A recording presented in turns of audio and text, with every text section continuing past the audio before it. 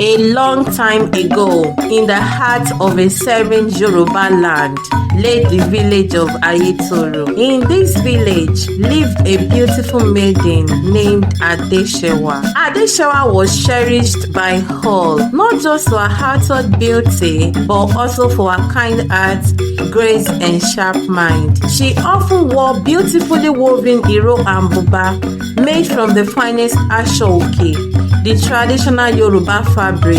Her attire was always complemented by intricately beaded jewelry that added to her regal appearance.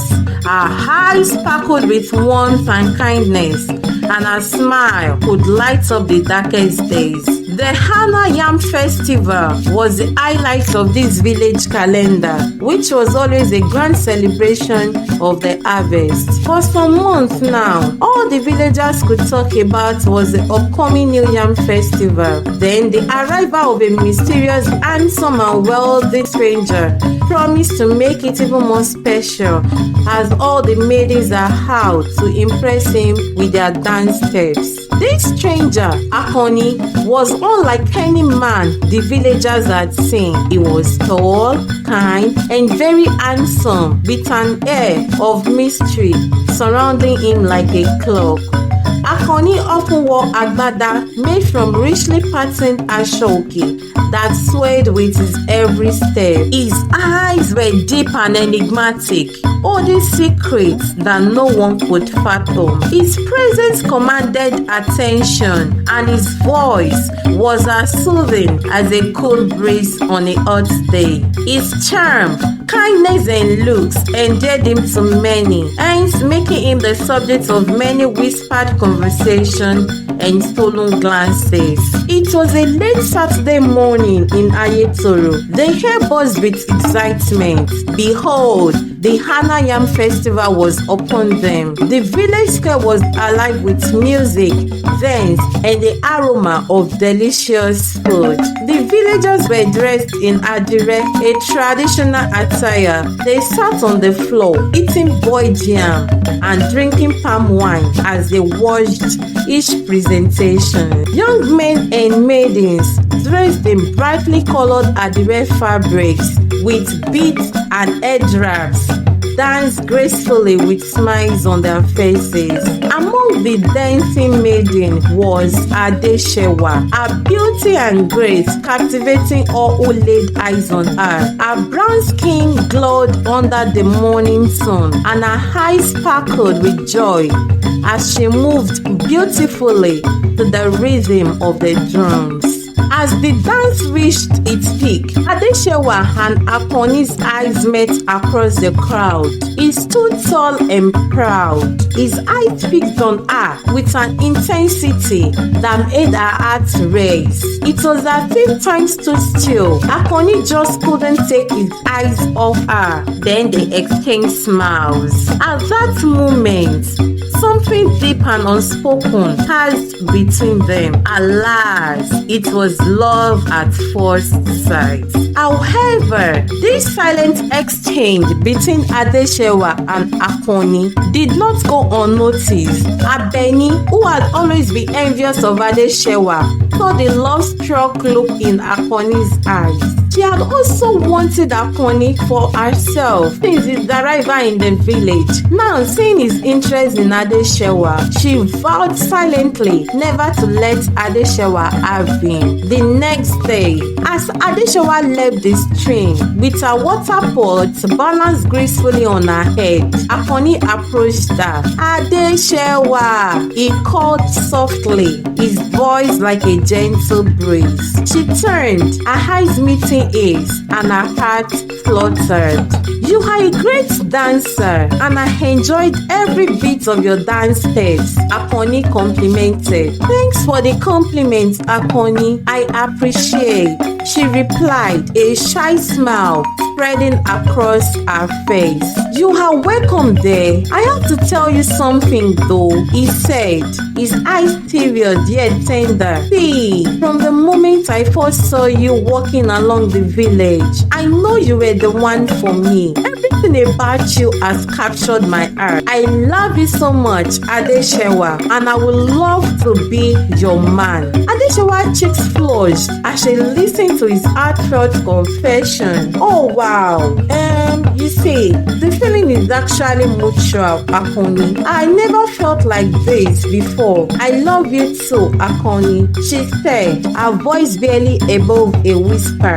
From that day, their love grew, continuously becoming the talk of the village. They spent hours taking a walk around the village, talking under the moonlit sky, sharing stories and dreams. Adesewa was enchanted by Akanni's wisdom, the gentle way he spoke about life, and he was always so ready to help the needy. They spent every possible moment together, their bonds going stronger and stronger with each passing day. The villagers soon began to refer to them as twins, for they were inseparable. Their love story became a source of inspiration, and people prayed to find a love as pure and profound as theirs. But Akanni carried a heavy secret, one that weighed on his heart, and he could no longer bear it alone. He was not like other men. The time had come to reveal his true nature to Adesewa. One moonlit night, as they were taking their usual walk, Akanni took Adesewa to the side of the forest, away from prying eyes. Adesewa, there is something I must tell you, he said, his voice filled with fear and hope. I am really not who or what you think I am. Adesewa looked at him, her eyes filled with concern. What do you mean, my love? See, whatever it is, we will face it together, she assured him, holding his hand. Akanni took a deep breath. I am not just a man, I am a wolf, forced to live as half human and half wolf by a powerful wizard. He said my family killed it, so he had his revenge by killing them all and making me like this, so I can also feel his pains. Now, I can only be in my wolf form at night when the moon is out, and only for 2 hours. I cannot keep this from you anymore, my love. I truly want to spend the rest of my life with you as a complete human, he concluded. Then he transformed before our eyes into a majestic wolf, his silver mane shimmering in the moonlight.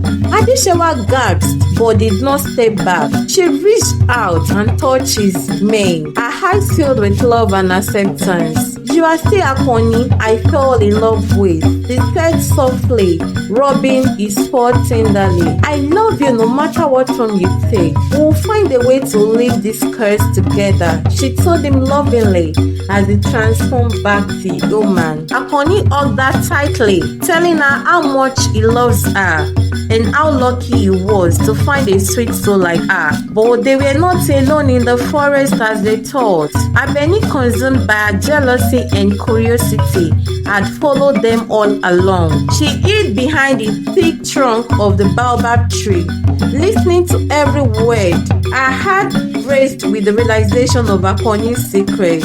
She saw an opportunity to ruin Adesewa's happiness and claim the attention he so desperately craved. The next day, Akanni could hardly contain her excitement. She gathered the villagers in the village square. With a voice dripping with faint concern, she revealed Akanni's secret. Our beloved Adesewa is in danger, oh! She's in love with a wolf. Can you all believe it?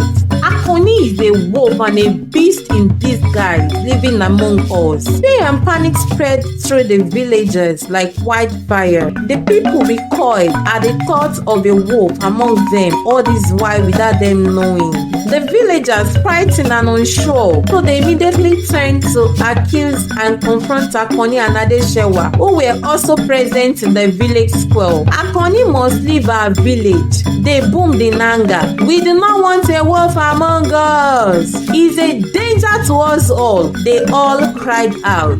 Adesewa, however, stood firm by Akanni's side, her voice unwavering, her eyes blazing with determination. Akanni is not a danger to any of us. He has been nothing but kind and loving. This is the best time for us to show him love and kindness like he did to us all. We should remember that true love conquers all. We must not let fear or prejudice dictate our actions. Don't let us drive away someone who has only brought kindness and love to us all. She pleaded with the villagers to see the man she loved, not the beast he was betted as. The villagers murmured among themselves, recalling the many ways Akanni had helped them since his arrival. Generosity and bravery evident in all his actions. Slowly, their anger began to dissipate and they agreed with Adesewa. Just as the tension began to ease, a divine presence appeared. It was one of the gods who looked majestic and radiant. He stood before them. The love and acceptance he has shown have lifted the curse, and his animalistic instinct has been completely erased. Akanni shall remain human, free from his past, the god proclaimed. The villagers watched in awe as the silver aura immediately enveloped Akanni, weaving round him for some seconds before the aura disappeared. Then his transformation became complete. Joy and relief washed over them. Akanni, shedding tears of joy, happily embraced Adesewa, thanking her for her steadfast love towards him. The villagers rejoiced with them, understanding the power of true love and unity. Days later, Ayetoro was beautified with decorations, and the sound of celebration filled the air. Adesewa and Akanni's wedding was a joyous event, attended by the entire villagers. Adesewa looked so beautiful in her traditional bridal attire, a stunning white iro and buba designed with golden beads, embroidery, and a matching headgear. Akanni wore a matching agbada, his eyes shining with happiness. He stood proudly by Adesewa's side, his eyes filled with love and gratitude.